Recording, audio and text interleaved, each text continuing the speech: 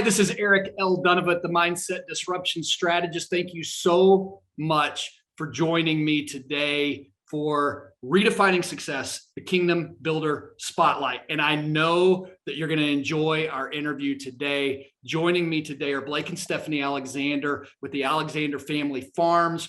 You're going to need to go visit their website. We'll talk about that more at the end of this. But the things that they're doing from, I would use the word organic, but they're taking it so much further than that, are fascinating. And then their heart for the kingdom and the way that they've brought their family into this, just knowing the importance, and you guys know me, this intersection of family and finance, and how do we do things together as a family that can make a difference. I think you're going to love their story. So Blake, Stephanie, thank you so much for being here today. Well, you're welcome, Eric. It's an honor to be here, and thank you for reaching out and having us and allowing us to participate with you and your audience. Thank you. Yeah. Hey, so here's what I like to do, and kind of take this where you feel like the best place to tell the story is, but give my audience a 30,000 foot view of your life, the family, the business. Just kind of take us through, give us the highlights. Sure. So I grew up as a farmer, a farm kid on a dairy farm in Northern California on the coast in a little town called Ferndale in Humboldt County. Went away to college at Cal Poly San Luis Obispo, where I met Stephanie. And I grew up in Southern California on a dairy farm in 45 minutes east of LA, and grew up on a dairy farm, and always prayed I'd marry a dairy farmer because I just loved a life. I had a mom who worked outside on the farm and loved to work alongside her. Yeah, so it was our university that brought us together, and eventually we got married in 1988 and dairied in Southern California down in Stephanie's hometown for about 4 years. And then this property came for sale back up here in extreme Northern California, where we're coming to you live today from our kitchen table here in Crescent City, California. We're about a mile from the ocean and about 10 miles out of Oregon, the upper north corner, and it's just a beautiful setting. And so this ranch came for sale in 1992, and we struggled and put a deal together and bought this ranch, and it was a very big undertaking. We've been here for 30 years. We've raised our 5 children here, who are now almost 23 up to 31 years old, 3 of them married, a couple of grandkids already, and a couple more on the way. And because we bought a ranch that was outside of the dairy communities we grew up with, our parents, both of our parents, weren't very supportive. And I remember Blake and I talking and telling them that we just feel called to be here in this community. So how did you find this particular, because that's fascinating to me. You're leaving your families to go start this dairy. How did it come to you? How did you find it? Yeah, I remember the day and the moment I got the phone call from Ron Petersma, the real estate broker, who happened to be at a meeting with me that day. And he pulled me aside and said, "Hey, Blake, I just got a listing on a big ranch up north, and it's kind of, it's 100 miles from where I grew up." And so I was quite familiar with this ranch. And an hour later, I drove home to my house, our house there, and pulled out my photo album from my freshman year of college when this dairy was brand new. And I went and visited it with a couple of kids that were driving home from Cal Poly up to Canada to their home. And, I just from that day forward, worked with this broker. It was absolutely a dream. It wasn't a reality that we could ever pull this deal off, because it was a $3 million purchase price at the time, and that was a big number for us. And we didn't have a clue of how we were going to get there. But 10 months later, we got here. Wow. From a life stage standpoint, especially Stephanie, I'd love to hear from you. Like, how old were the kids? I mean, so you've got 23 to 31. How many did you have at that time when you're making this decision? We had by the time we closed escrow, we had a 2-year-old and a 1-year-old, and there really wasn't a house for us to live in. So we actually lived in the office space, which was on top of the milk barn. So those are tough years. After a couple of years, tears would well up in my eyes telling the story, because I actually got pregnant. So within 3 years, our first 3 kids are under 3 years old. So we lived on top of the milk barn for 13 months. We moved out the evening before number 3 was born. Wow. Wow. So what was that like?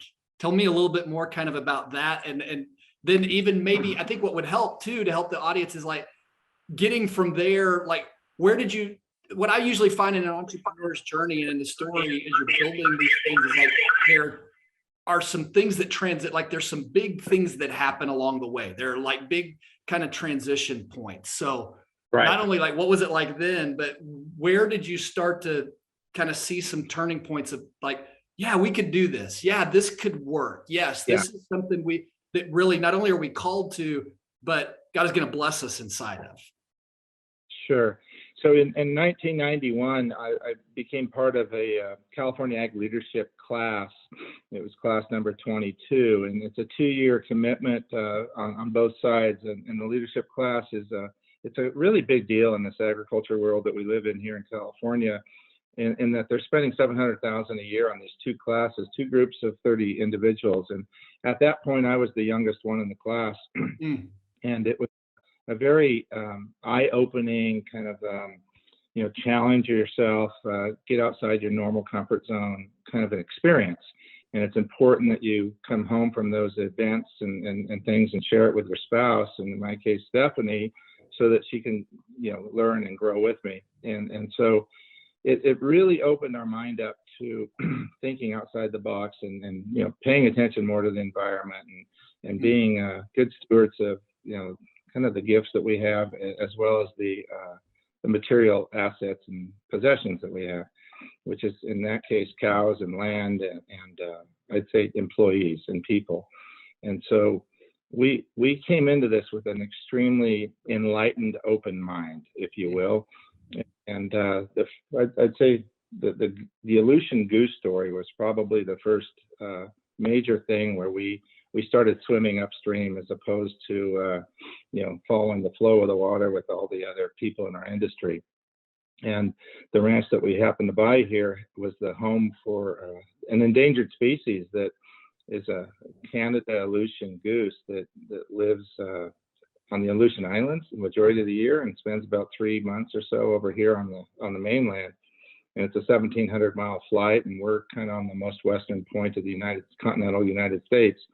And they would use our ranch a lot, and our ranch was kind of in a neglected state, and nobody was bothered by all these geese eating out here and eating our feed. And yet when I came home from a big trip, the neighbors were saying, you need to chase those geese away. You need to push them away. You don't have to put up with that. And yet they're a federally endangered species. And we decided to leave them and to work with them and to work with the agencies and to work with the government. And it was a really, wonderful experience. We developed a logo back then. We put the goose on our logo. It was a big part of our life. And I think also moving to this area where we live, like said, we live right by the ocean. We have riparian zones and creeks through our ranch that are just gorgeous. And it's just really a pristine God's country kind of place. And we would see this in these environmentalists, these tree huggers, touting about the environment and wanting to save everything. And we realized we are the biggest environmentalists. We want to steward the land so it's better than we found it, so it's available for generations after generations. We're not here to destroy it or anything. And you kind of had this us versus them, and it's like, wait, we're them too. Yeah. We have to buy the land and steward it along and take great care of it so that it gives back to us in a way that we can make our payments and survive. And so there's an incredible responsibility when you start managing land. And it just was, it was a very life-altering experience, kind of supporting those geese first, which, back then there was just barely 5,000 of them. There's currently now close to 200,000. They've gone from endangered to threatened and now hunted. We've got a dozen or two living in our front yard. They're awesome. We enjoy them every day. And, so that whole story really helped define us. Yeah. So it starts with Aleutian. Am I saying that right? Okay. Canada goose. The Aleutian goose starts your idea of beginning to understand the opportunity to steward the land. And then you've done this program with the agriculture group. So you're beginning to see even more of what's possible take me on the red. So let's continue your journey. Kind of what happens next, or what do you then begin to see? Yeah, sure. Great questions. It's taken me down a path that we normally don't go through on talks or interviews. So I'd say first step was my father, our training from being a farmer, down the road 100 miles. Don't participate with the government programs. Avoid them. They come with strings attached. Don't accept that free money to do X, Y, or Z. And so I had that attitude. And I don't know when it changed exactly, but it dawned on me at some point, I'm not going to go broke here trying to prove a point. And I'm going to participate in the process. These are government dollars that are meant to do good things. I'm going to be a great steward of those dollars. And so that we have done. We have, we've participated in all programs, trying to make them better, trying to accept some of the government money to really do riparian restoration work. And so it was literally getting out and planting trees and fencing our cattle out of the waterways, and then watching just life prosper. And it's been a wonderful experience. It served us well. So a few years later, when somebody asked local dairymen to make organic milk, we were the first ones with our hands up saying, let's go, we'll do it. Oh, wow. But one of the things when I was looking on your website, and tell me if I'm wrong on this, I feel like you guys have a unique approach to organic. It's not just organic, but it's more than that to you. When I was looking at your website, that's what really kind of jumped out to me. So do I capture that correctly? Am I reading that correctly when I saw that? Absolutely. Yeah, when we were asked to go organic and you try and do all these organic principles, but yet we were schooled in high yield agriculture at Cal Poly, we started learning. The place to learn it was in the Midwest, where Organic Valley kind of started their dairy farms, and also Acres USA was a conference. And it was really cool. The keynote speakers at a conference like this was the doctors. They were the doctors making a difference in people's life by teaching people to go to the farm instead of the pharmacy. So personally, I became this nutrient-dense foodie mom in the kitchen, and then also worried about keeping calves alive and raising healthy calves. So it's all about nutrient density and great foods.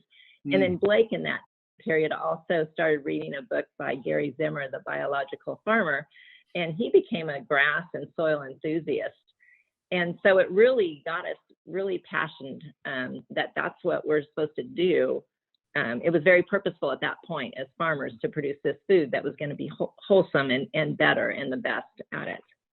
Yeah, absolutely. I would also add to that experience of taking a look at our website and saying, wow, these guys just aren't your average organic dairy. And what it is a real focus on soil. And so as I read that book, The Biological Farmer, the purpose there is it's all about the biology and the soil and basically what gets created, and understanding the bacteria and the fungus and the mycorrhiza and the microanthropods and the nematodes that are all nematodes that are all part of this soil food web, as people call it. And it's it's our job as farmers or as stewards to kind of not do anything that harms that system. And that's a complete 180 of what we were learning at universities for the last, say, 6 or 7 decades.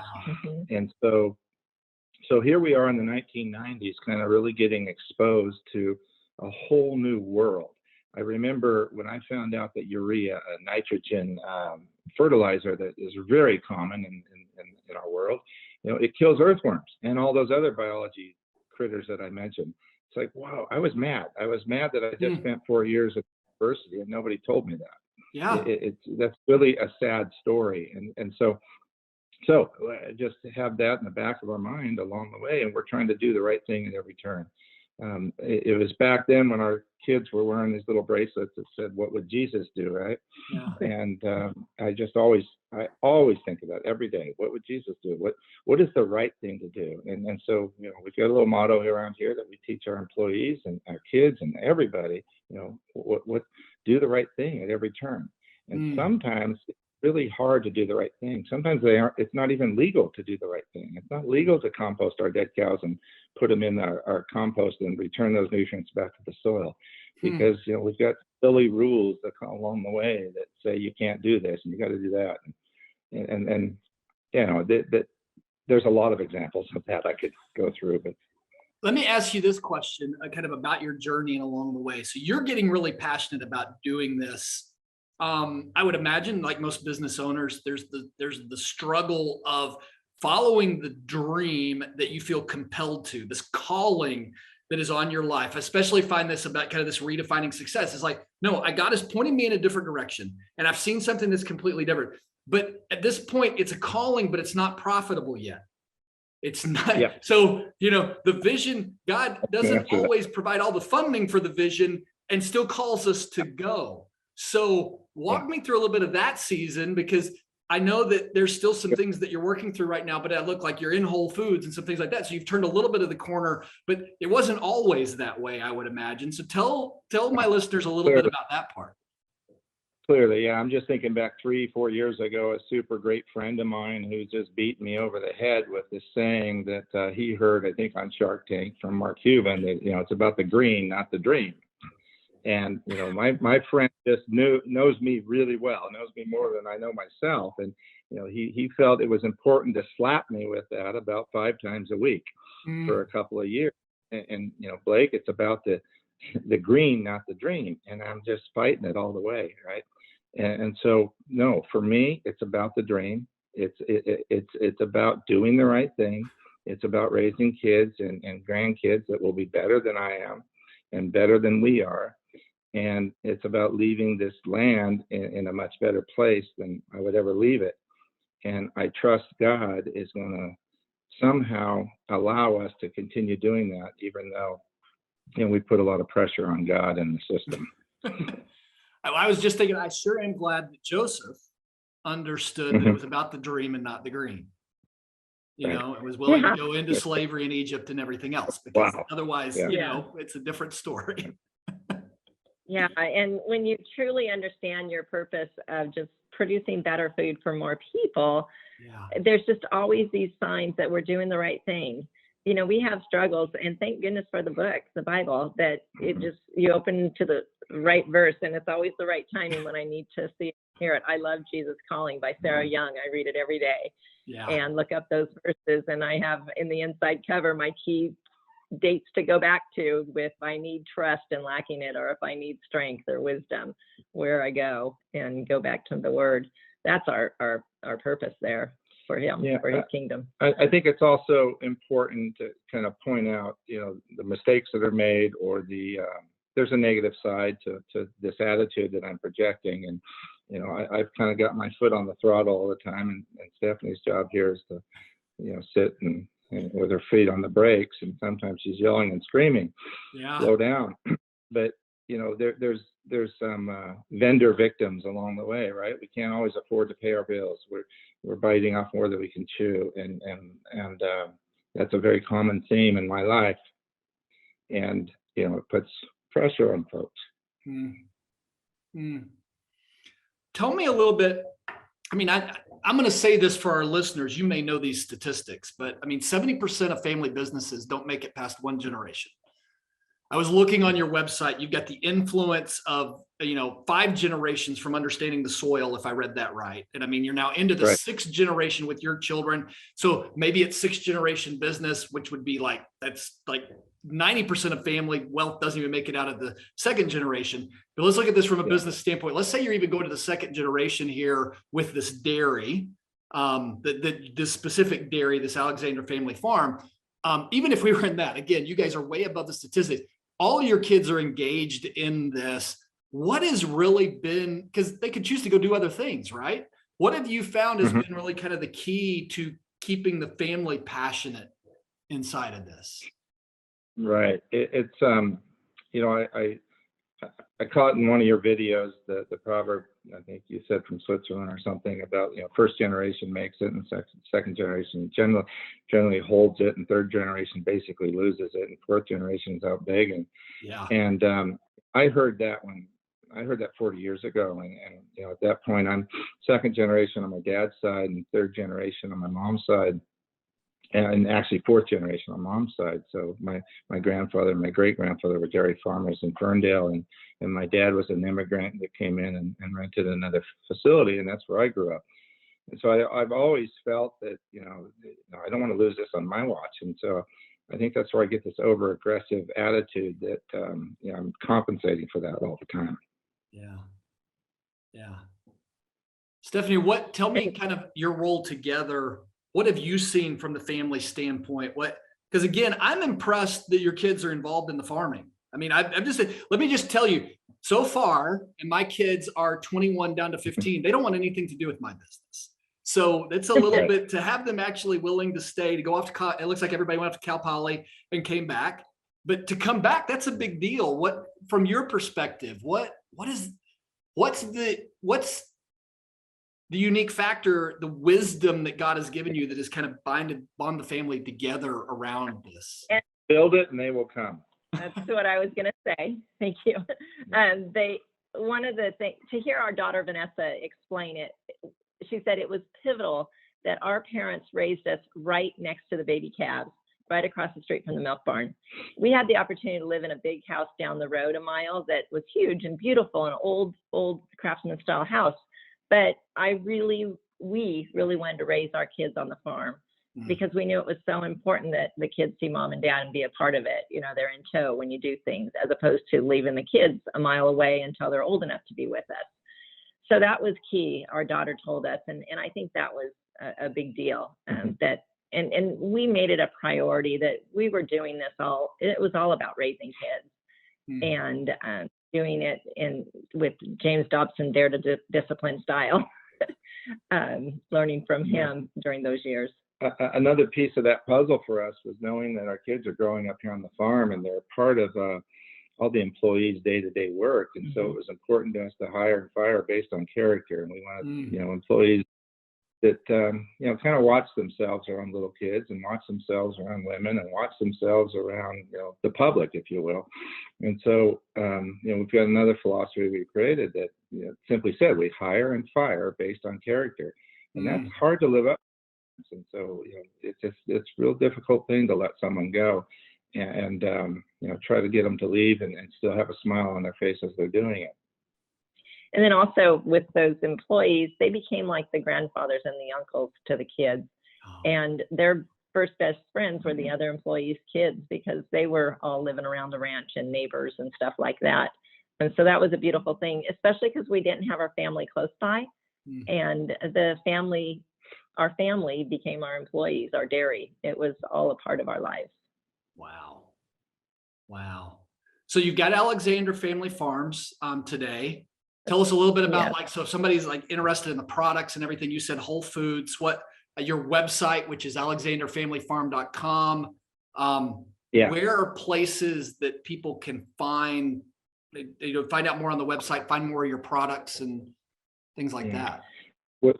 On our website, there's a store locator, and you can certainly type in your zip code and see where you can get our products. We have a whole line of organic, regenerative, A2, it's A2 organic milk, and A2 is the digestible dairy. And so we're getting a lot of people who can't do dairy that are coming back. There are studies about it, and in fact, some of the newest studies are being funded by parents of autistic kids. So it's really exciting, this new product we have. So, in terms of where we're available, we're all high-end natural food stores on the West Coast, up and down the 3 or 4 or 5 states here out in the West. And then starting a year ago right now, we launched nationwide into Whole Foods. And so we're in all Whole Foods with a couple of cartons of milk and growing. And then they just started a couple of our yogurts nationwide. There's 500 and some Whole Foods across the country. And then there's probably another 500 or 700 stores that we're also in. Sprouts is going to accept our yogurts and that milk starting actually this month, February already. Oh, that's exciting. That's exciting. If you kind of look, this is always a hard question, I think, but I love to ask it. If you look out kind of the next 2 to 3 and even 5 years, what are you guys most excited about on what's happening with Alexandre Family Farms?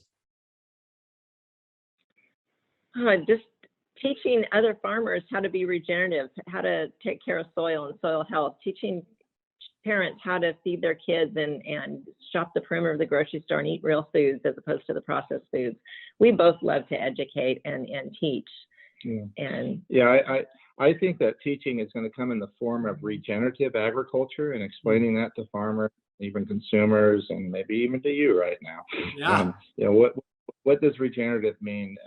This open-mindedness and this maverick attitude that we've had has kind of led us down a path where we became the very first certified and verified regenerative farm in the nation here a year ago, and that's a really exciting thing. The Today Show came out, a little feature on us because of that. I think that's absolutely a God thing. That's not because we set out to do anything like that. But now we get a lot of interest and a lot of find ourselves invited to speak to a lot of different groups and to be part of some big conversations with large food chains that want to make a difference, want to change their food, from chocolate bars to all dairy products to powdered milks and many things, and it's exciting. So wow, that is exciting. I have to ask this question. I don't know the answer. I'm going to assume I know the answer because it's a kingdom principle, but Sure. I'm going to imagine that the quality of the food that you're getting and the output of that you're getting by doing it this way is better than what you'd get at doing it under traditional methods. Is that a fair statement? Yeah, absolutely. Yes. Yeah. So when you take care of the soil biology, then the soil becomes healthier and the nutrients are more available to the plant roots. And then the plant roots are then in return more healthy, and the animals are healthier because of that. And so more nutritionally complex and micronutrients are where they're supposed to be and traveling to the source of the cow or the animal, the chicken, and so then the eggs and the meat. I'm going to say that again. The eggs, the milk, and the meat are then better for you, and so yeah, it absolutely transfers. There's a reason that a lot of folks.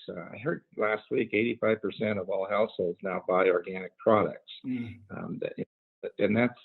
I remember when it was 50%, we were excited. That was quite a few years ago. So it's a pretty it's not a trend. It's here to stay. People are doing it for the right reasons. Well, I mean, it's what I found to be true. And it's the whole reason that I love it's the reason we're capturing these stories is God's kingdom in one sense is upside down. It's so different than what the rest of the world is doing it. But the minute you plug into his principles, like, yeah, that works better. That's a better way to do it. We've been doing it backwards and messing it up. And now if we just follow his plan, and that's what I love about what you guys have discovered from the soil and the production. I'm actually I'll tell everyone who's listening and like to you right now, like I'm excited to go out and try some of your milk because I'm one of those people that can't have milk. Okay. I cannot have dairy. It messes me up. And so I'd love to go try some and see what happens. Yeah. And we get that a lot. I love it when a lady from Tennessee, she called and got a hold of me and she said, my little boy cannot do dairy and he's 7 years old and he was able to drink your dairy. And she says, Mommy, this is heaven in a jug. It seems like 70, 80, 90% of people that are in your situation are okay once they get on A2 milk. And so it's the protein in milk that we've just simply chosen cows that receive the right genes from their parents. I've got a few questions I want to finish up with. You guys have such an incredible story. I love just where you're coming from. And I look forward to just kind of following your journey from here on out. Is there anything we haven't talked about that, knowing that we've got the audience and you've got a chance, you've got the microphone, that you want to say that I didn't get a chance to ask you about? Yeah, I'll touch on that, and I think Stephanie will probably want to add to this. I had a chance to sit down with the president of the local university yesterday, and he's doing some great things. And so it's Humboldt State University that's what they were called a week ago, and today they're Cal Poly, California Polytechnic Humboldt. And so it's complete facelift, if you will, of their thinking. And so one of the mottos with the Cal Poly is learning by doing. And so anyhow, I'm having lunch with him yesterday, and he's asking me for this next big idea. What do we want? Well, I'm explaining to him about regenerative and some culinary stuff that a great friend of ours is kind of a famous chef that would love to help the university. And I think the important part, the message that's missing from society today and maybe around the world, is that the way that people get to health is through good food, good nutrition. And doctors and universities and the education system there is a little skewed in treating things much like we used to treat our soils with nitrogen, potassium, and phosphorus and think that that was growing healthy food. No, it was growing more food. It wasn't healthier food.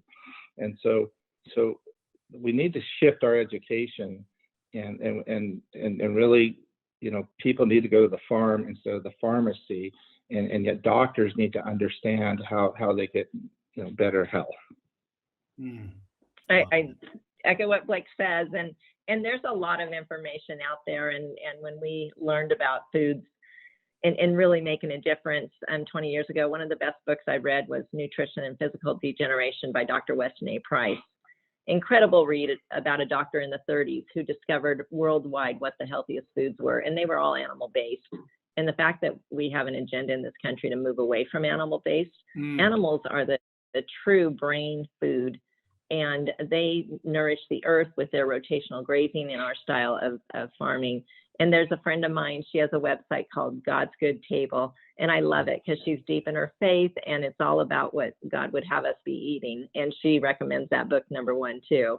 And so, say the name of the book again so that my listeners can get that. That was going to be one thing I was going to ask you. I'm going to use that as your book because that sounds incredible. Yeah. Nutrition and Physical Degeneration by Dr. Weston A. Price. Okay. And it was written in 1930. And then the website. Is it still in publication, or do we have to find it out of publication? Okay. Nope, it's still in publication. And the website I would recommend. No, that's fantastic. All the cool people are still buying it. I love that. I love that. Hey, so let me just ask you this question as we kind of wrap up. Let's say somebody's listening and they're like, I love what I'm hearing. And we mentioned your website again. Alexandre Family Farm is one place they can go to get more information. But if they want to get in touch with you or they want to get more information on what's going on, we've got the website. What other places would you recommend that people reach out to get in touch with you?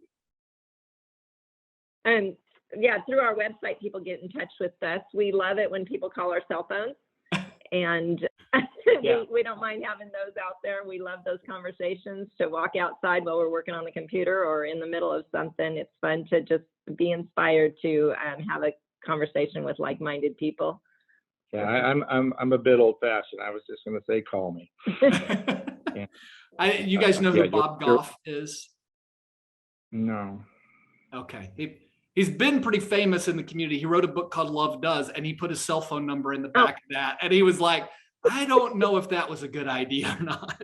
Yeah, sure. So here's what I'm going to tell my listeners. I'm not going to publish your cell phone on the show. What I'm going to do is go to their website, send them an email, and if you want their cell phone, they can share it with you via email. I'm not going to be the person that you're like, take the episode down, take our cell phones off. We can't sleep. But it was funny because my son, who's now 21, when he was 17, he called them on his cell phone and he picked up. So it was really awesome. Crazy. So that's having a conversation that way is good. Blake, Stephanie, thank you so much for doing this interview with me. This has been insightful. It's been just I've loved the conversation that we've had. And I love your hearts, and I love how you're redefining success in farming. I mean, that is just what you're doing. I look forward to just watching your journey and watching what happens from here. So thank you again for being on the show. Everyone, look forward to just getting your comments, just listening and kind of seeing what you think. Get in touch with Blake and Stephanie if you've got questions, alexanderfamilyfarm.com. And we look forward to being with you next episode. God bless you. God bless you. Thank you.